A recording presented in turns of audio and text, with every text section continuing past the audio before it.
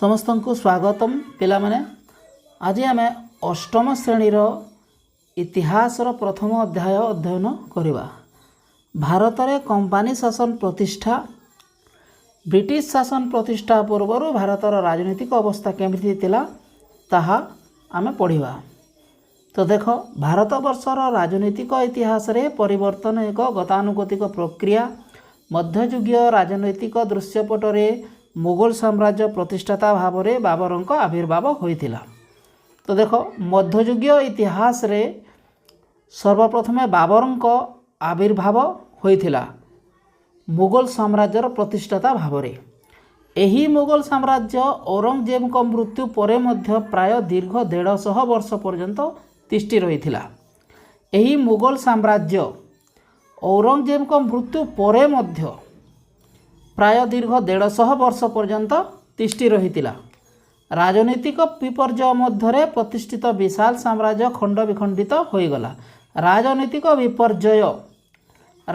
विपर्यय मध्य एही मुगल साम्राज्य एही विशाल मुगल साम्राज्य खंड विखंडित होईगला। अष्टादश शताब्दीर प्रथमार्धरे मुगल साम्राज्यर पतन और विभाजन एवं द्वितीयार्धरे पाश्चात्य शक्ति मानक उत्थान हैला। अष्टादश शताब्दी अर्थात प्राय 1800 शताब्दीर प्रथमार्धरे मुगल साम्राज्यर पतन और विभाजन हैला एवं द्वितीयार्धरे प्राय 1850 शताब्दी पाश्चात्य शक्ति मानकर उत्थान हैला। एथि सहित भारत रे आधुनिक युगर आरंभ हैला।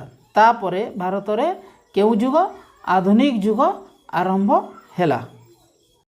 तापरे पिला माने देखंतु नेक्स्ट पैराग्राफ। मुगल सम्राट औरंगजेब को समय रे मरहट्टा सिख और जाट माने विद्रोह करथिले।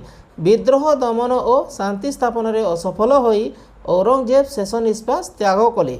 जेतेबेले मुगल सम्राट औरंगजेब शासन करुथिले सही समय रे मरहट्टा सिख और जाट माने विद्रोह करथिले।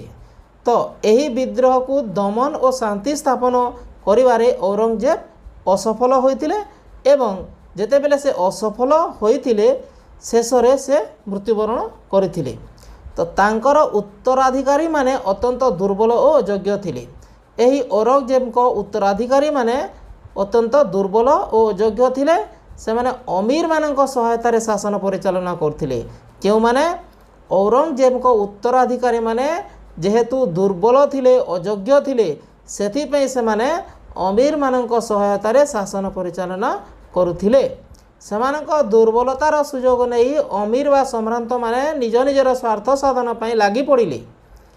देखो जेतेबेले एही औरंगजेब को उत्तराधिकारी माने अत्यंत दुर्बल थिले और अयोग्य थिले सेमाने कहा सहायतार शासन परिचालना करथिले एही अमीर मानक सहायतार शासन परिचालना करथिले।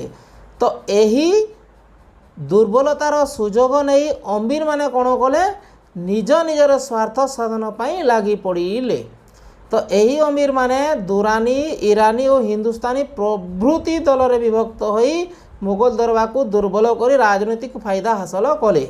तो अमीर माने कोन कले भाग भाग होई अर्थात दुरानी ईरानी और हिंदुस्तानी एमिति प्रभृति दल रे माने विभक्त हो गले और मुगल दरबार के दुर्बल करवार के लागी पड़िले। फल रे कोन हैला कि केंद्रीय शासन दुर्बल हैला। फल रे केंद्रीय शासन दुर्बल हैला और प्रादेशिक शासनकर्ता माने स्वाधीन राज्य गठन करने को आगभर हेले।